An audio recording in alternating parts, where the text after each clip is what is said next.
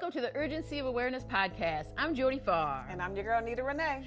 Join us as we take the topic of health, grab those concepts that we learned in season 1 and apply them as we discuss things like food, where we live, how that affects our health, and the dietitian field. And as always, capacity builders, we're going to be looking at this from an individual, community, and institutional lens. Come on in. Come ride with us.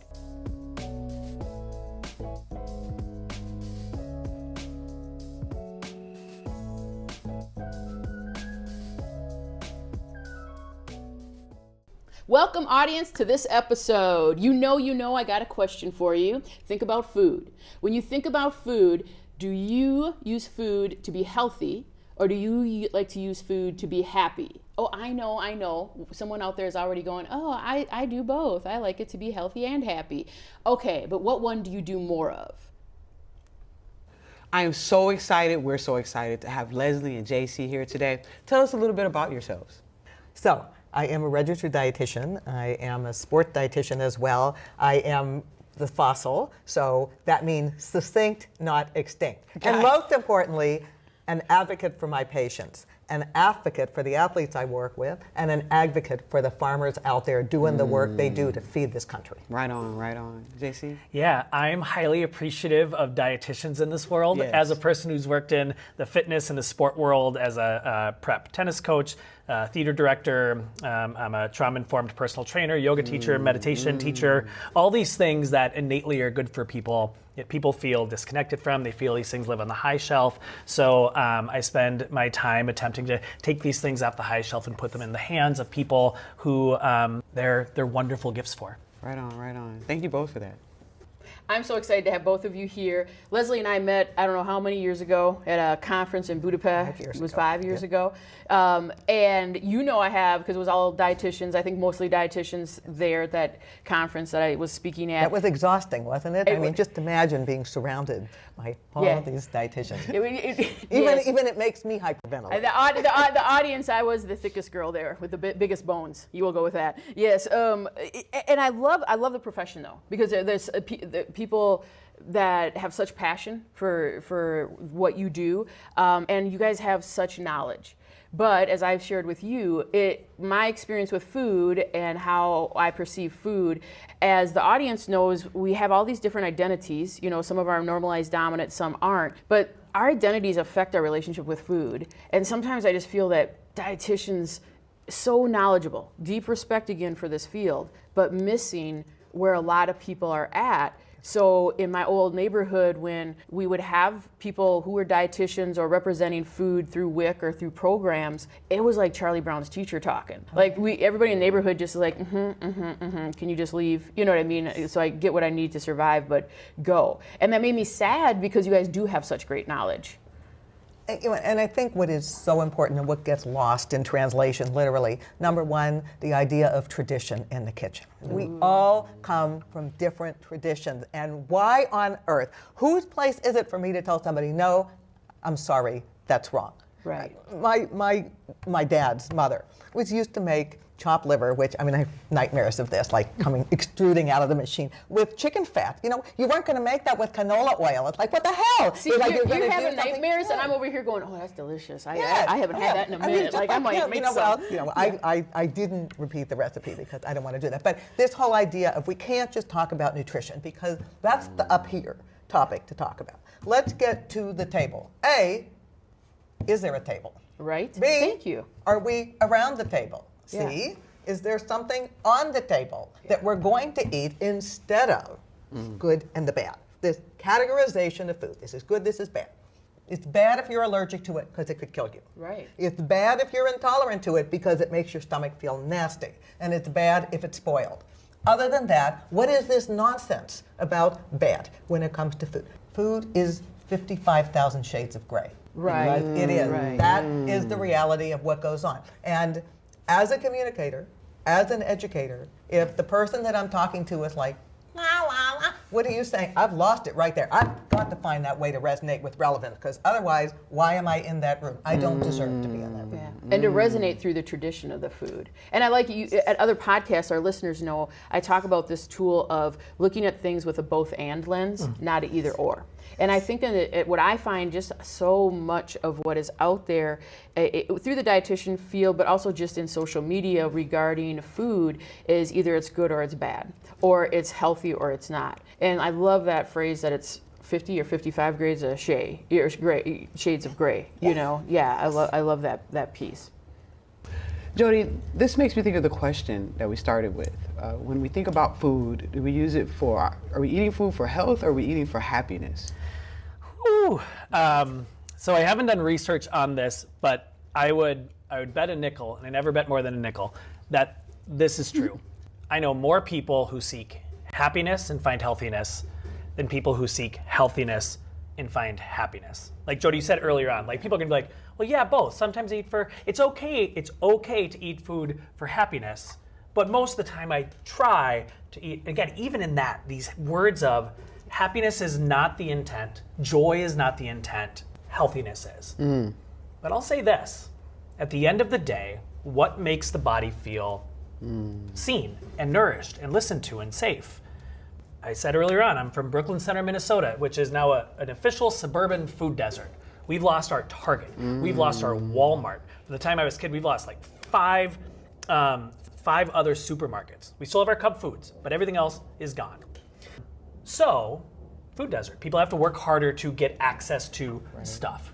Growing up, youngest of 5, Old Country Buffet on Sundays was our opportunity to eat a lot of food. So then we would not have to eat food later. Our celebration meals were maybe corn dogs from Schwann's or a McDonald's Happy Meal. So I say now, as a 42-year-old white man who can buy different kinds of food, like I could get my kale salad, I could go to Whole Foods if I needed to, but at the end of a long, stressful day, when my body's going, oh my gosh, are we okay? Me eating a kale salad is going to tell my body, we are not okay. Me eating a Happy Meal is going to say, we are celebrating. That's right. So what's my pathway to six-pack abs as a 42-year-old white guy? Eating a McDonald's Happy Meal at the end of a long, stressful day. My body's going to go, I am safe, I am okay. Yeah.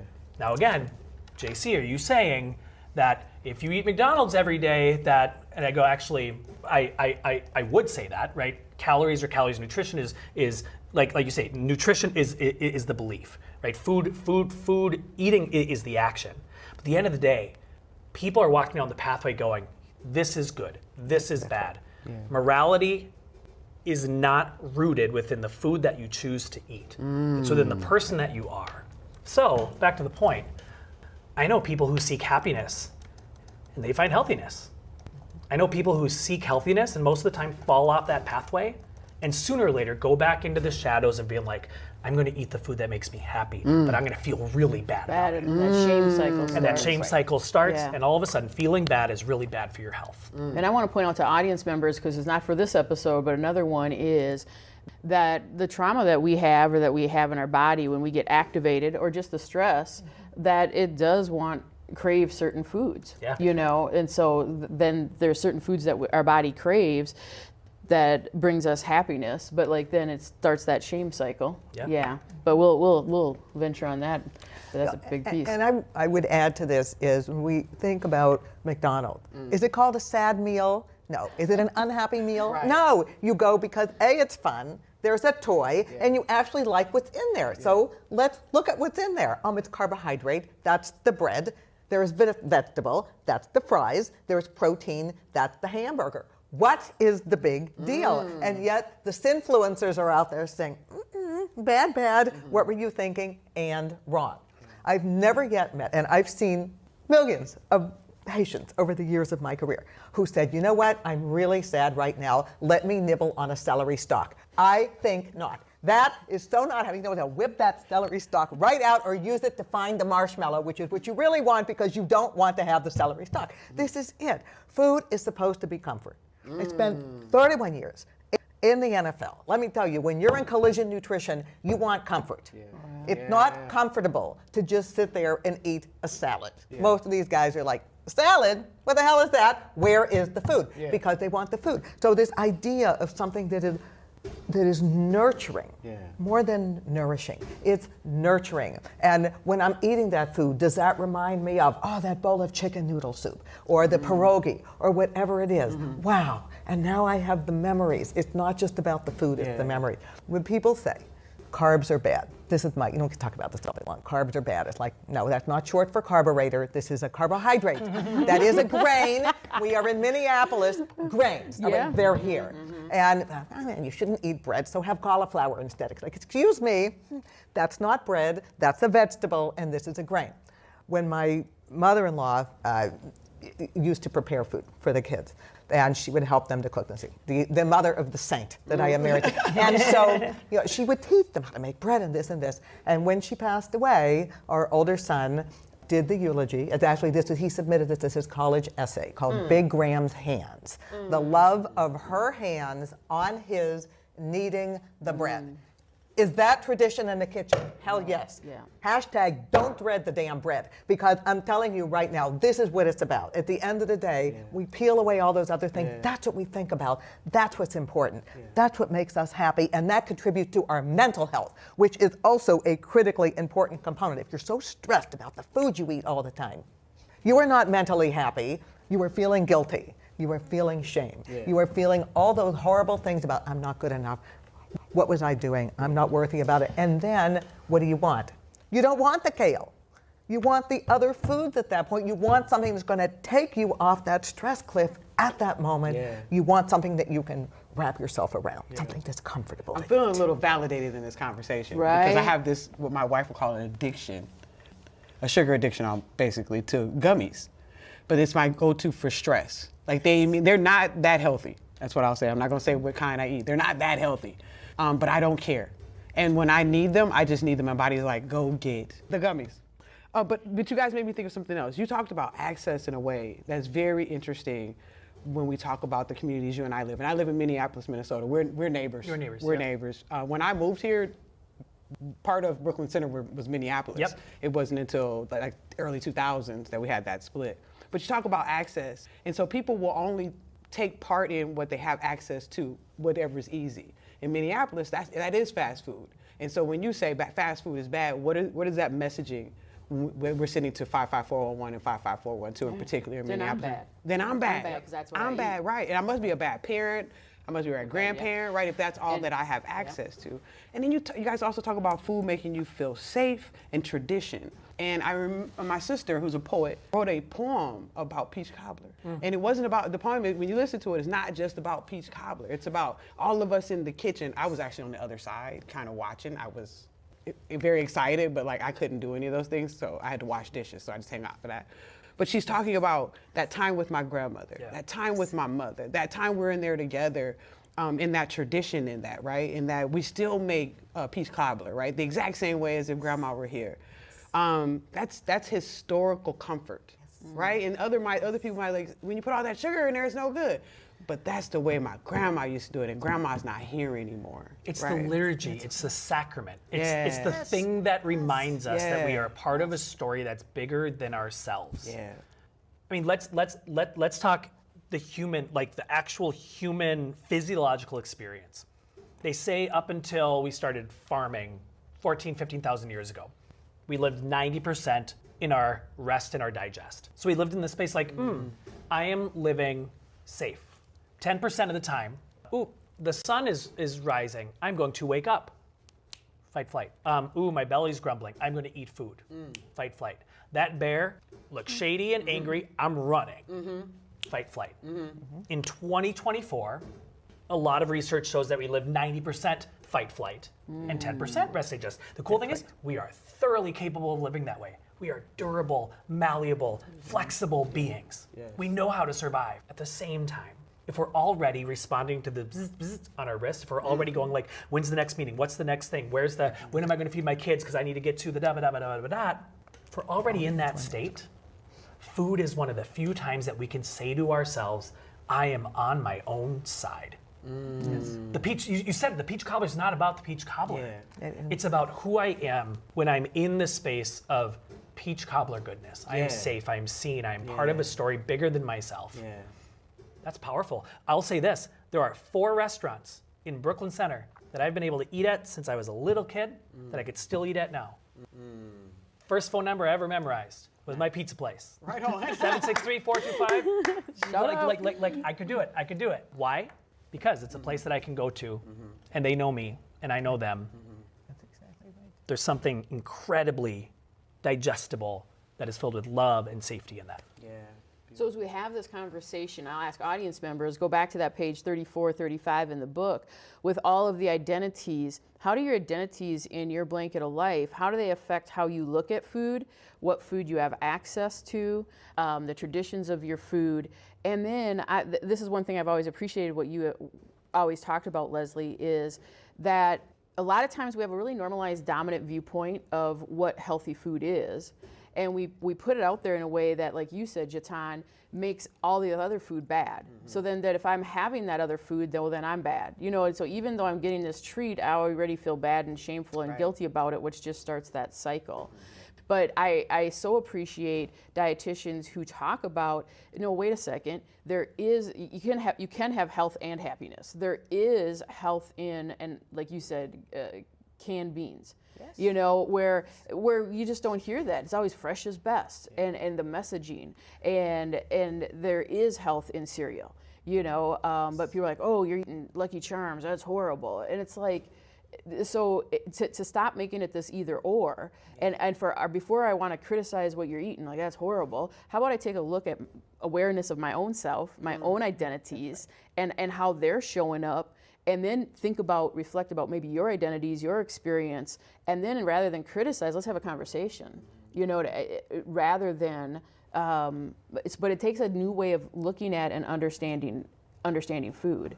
Right, and first and foremost, we have to listen to learn. How do I know what you like to eat unless we have a conversation? I don't know. I'm not in your head. I'm not in your stomach. Wouldn't that just be horrible? Oh my God, there she is. But you know, that's critically important. Have to do that first and foremost. Secondly, there's also this disconnect, is eating is not a neck down phenomenon. It starts up here. Before you even pick a food, what are you thinking about that food? And if you are already mired in the negative, you're done at that particular point in time. Third is this whole idea of, you know, it just needs to be fresh. The rules, right? The rules need to be broken, right? They need to be broken. Shop the perimeter of a grocery store. What the hell does that mean? You walk around the outside? All right, that might get you a couple steps in, but no.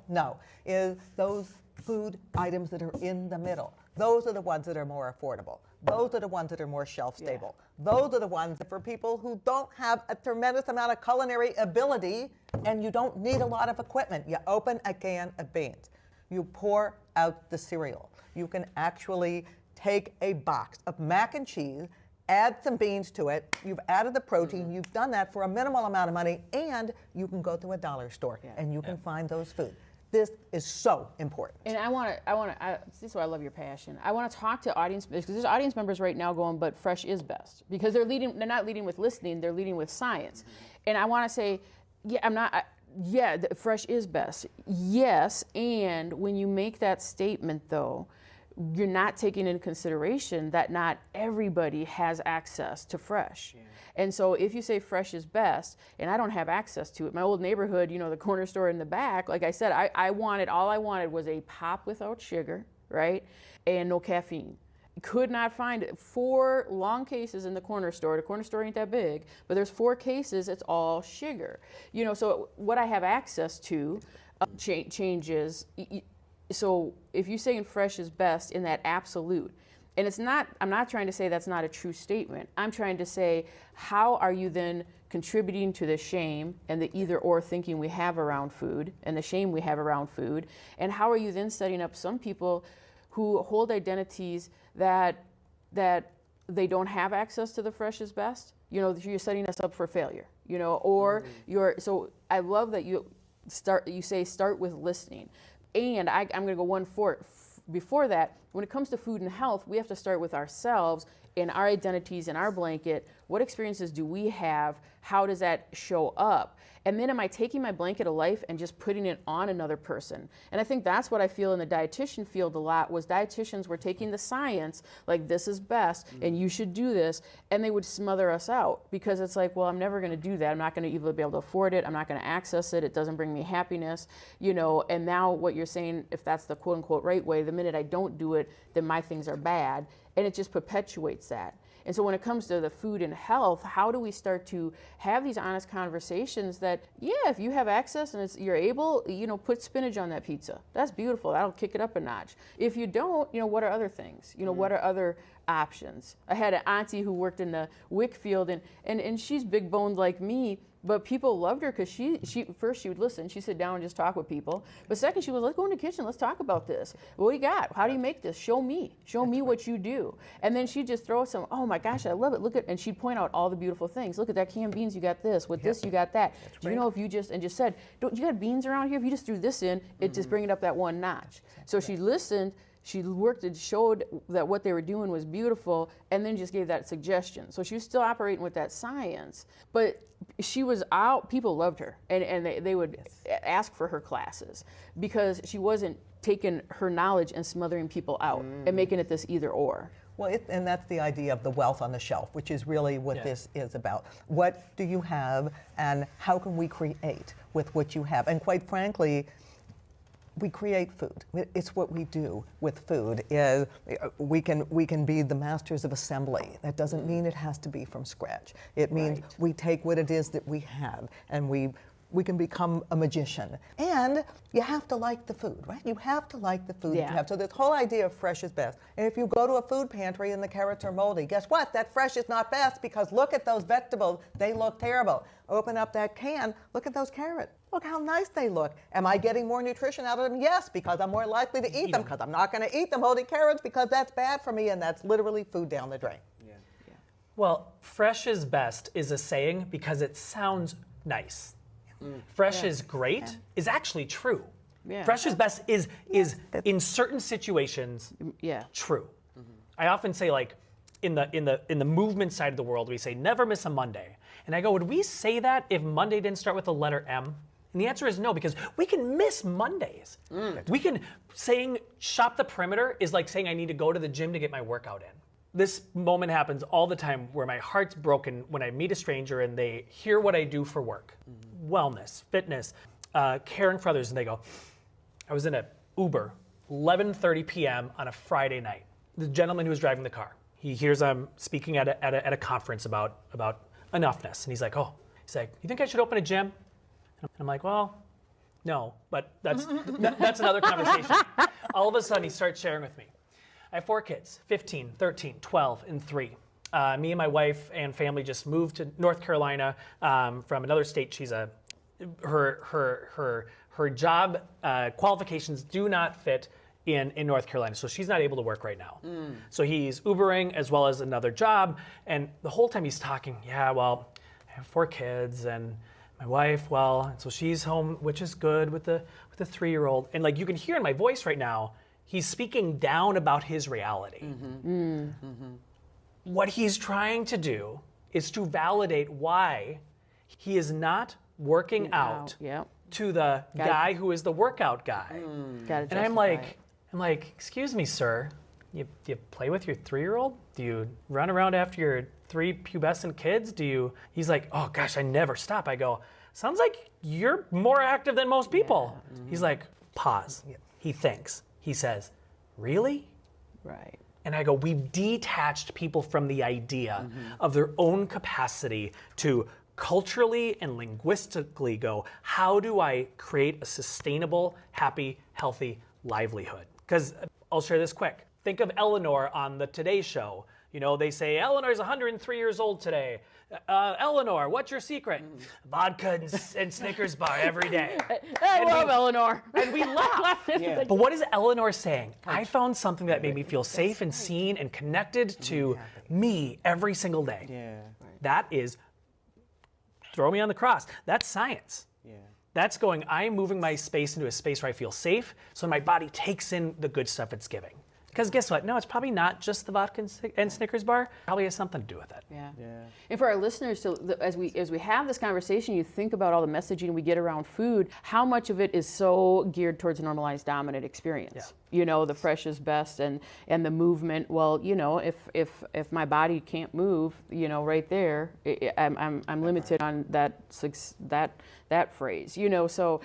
How do we, that awareness of understanding how our identities affect how we view food, but also receive these messages. And I like what both of you are saying is, look at how you're living life right now and build on top of what you're, or even just point out what you are doing. Like you are moving with your children, you are getting nutrition, and it's not always gonna look like what we're saying in social media.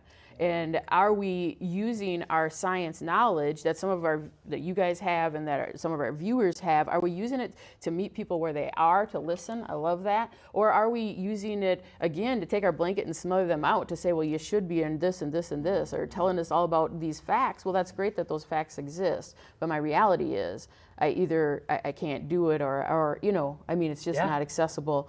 And it creates that I think we actually end up then, like we were talking before, is you actually don't get people to move further in your journey, in your field. What was the stat that, like, dietitians, we view them as very knowledgeable, but incredibly irrelevant, right? I want to make sure that's a stat. Because I said something about your field. I don't want anybody, you know. And that's sad. And why is that? Because it is not our job to rewrite somebody else's screenplay. That is not what we are supposed to do.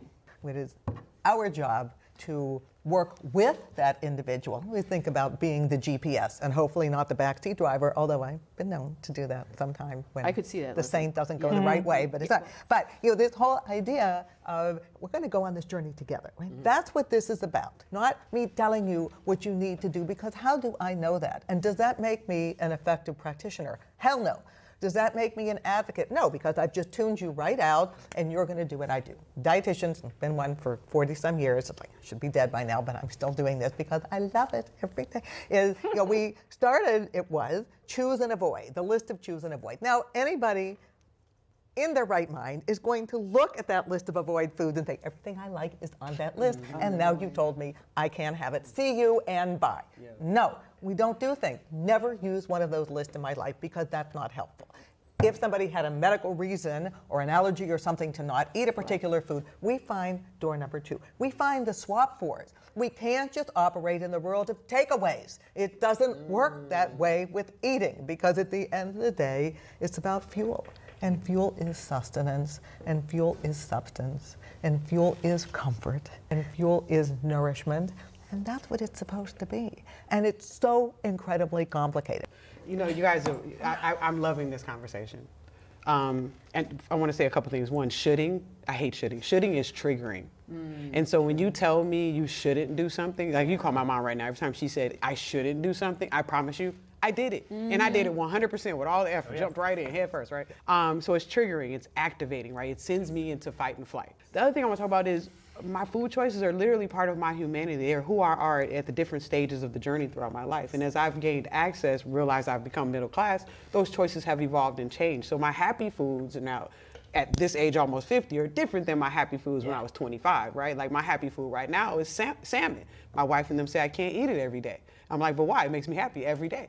So there's some limitations to that, right? So I have to find other, but as I've aged, it wasn't about healthy. It was about, man, I really like that. It makes me feel good. And as it goes down, I can feel it nourishing me. And that feels good, right? It's never been about, oh gosh, that's the healthy thing to be doing Monday through Friday. I'm not even that person. So like, because we have to eat, right? We should eat what we love. And should we be taking care of ourselves? Absolutely. So mindfully making choices as I get older too. Once I have new access, right, and new awareness around my access, then I can make those changes. Well, Jatan, you just said it. I mean, so often we teach people that healthiness is a philosophy or a religion. It's like, to be healthy, thou must. Yes. Healthy is something that every single person, like, I can be happy, I can be sad, I can be in a state of chaos or stress or loss or grief, or I could be in a state of healthiness. How do we find healthiness? The prerequisite is that I feel like I am on my side. If that happens consistently, because Jatan, I would even push back. I bet if you ate salmon every single day, 3 meals a day, sooner or later your body would go, oh, I want something else. I want something else. Yeah. Because all of a sudden what your body's saying is, no, this is still making me happy. And all of a sudden you'll go, no, you know what, I'm craving something different. Cravings come from a place of either your body saying, I don't have, and I need because I don't have it, or I want because I'm in a space of going, I'm getting to live safe and free. Yeah. I've never seen someone seek happiness and not be able to find healthiness. I've never found that person. Yes. Yeah. So you know, it's also empowering. As I remember, so my mother was a nurse, very heavy with dietitian, moving her body, walks religiously, swims religiously, but she made us eat very healthy. And so I remember getting ready to move out on my own, going, man, I'm not eating wheat bread, I'm not eating this, I'm not eating that, I'm getting all the zoos and whams I can afford, because I was denied those things, right? Because she was doing what moms do, right? And that's making sure I'm healthy enough that I can get through school without being sick, so she doesn't have to miss work, right? But I quickly changed some of those things because I realized that when you don't consume those things in abundance, right, through my K-12 experience, if you will, you start overindulging in those things, you start feeling some kind of way, right? So something in your health is getting disrupted. And so I'm going to the nutritionist and finding out, oh, so it's fine that you like cupcakes and wing and zingers and things. It's lovely you love those things.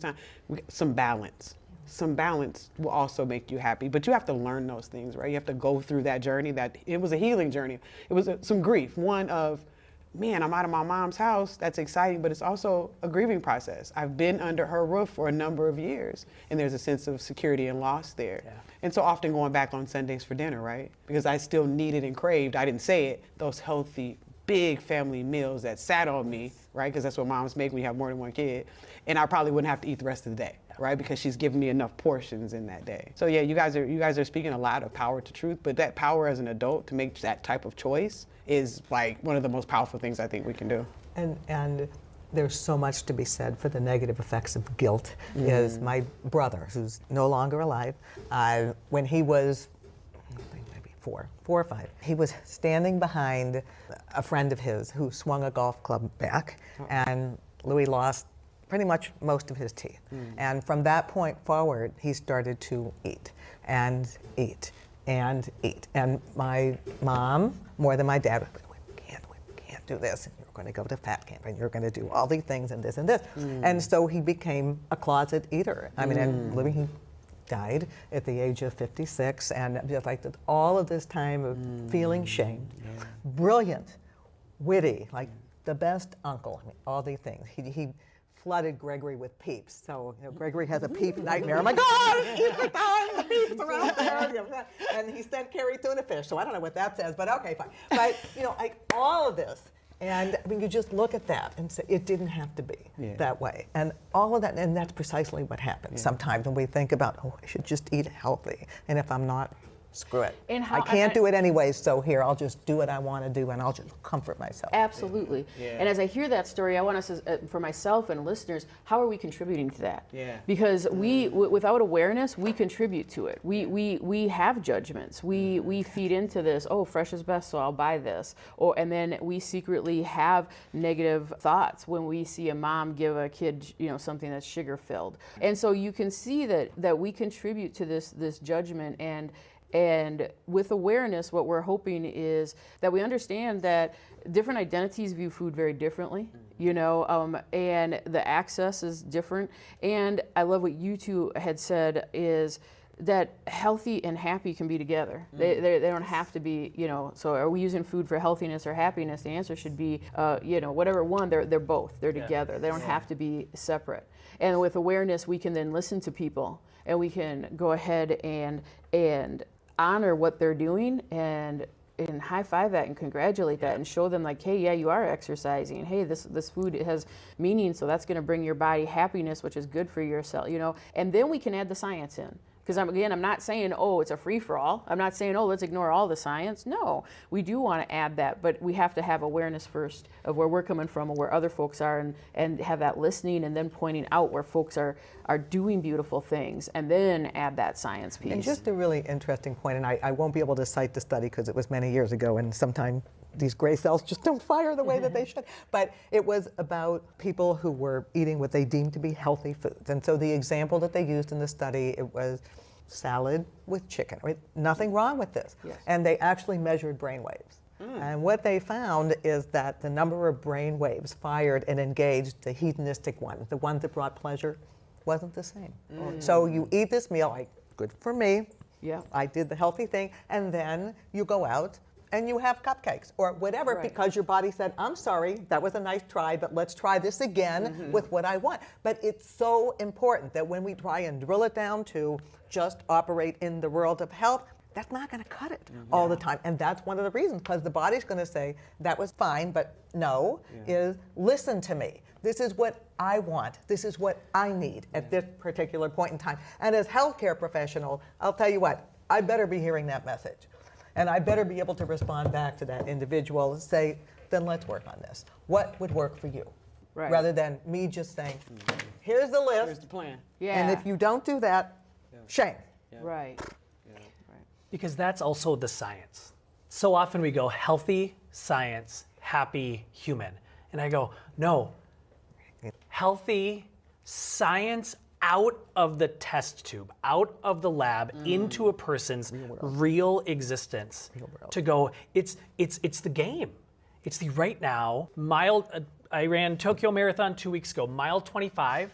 These two wonderful, sweet individuals had a bottle of Coca-Cola on the side of the road and a sign that I'm assuming in Japanese said, Help yourself. help yourself. And I'm like, thank God. I walked over, they gave me a cup. They poured Coca-Cola into the cup. It was got you the through. most amazing thing that I need in that moment. My one picture from my first time in Japan is me and these two strangers holding this sign that said Japanese, Coke, and the other one with the 2-liter going, that is my, as a elite athlete, quote, marathoner, quote, Coca-Cola. Was what It got was you joy. through. It was happiness. It was adrenaline. It was connection. Yeah, It was me being home again. Yeah. in that That's moment. science. And it was also fuel. So the judging that goes on is, oh my God, what were you thinking? And meanwhile, those exercising muscles at mile 25 with 1.2 to go to say, if you do not put something into us right now, guess what? You're going to bonk and you're going to be right there on the sideline, crawling to the finish. Not that I've had that experience myself. I have. Oh, yeah. It's like, hey, what are we doing here? So, it's kind of these things that we hear.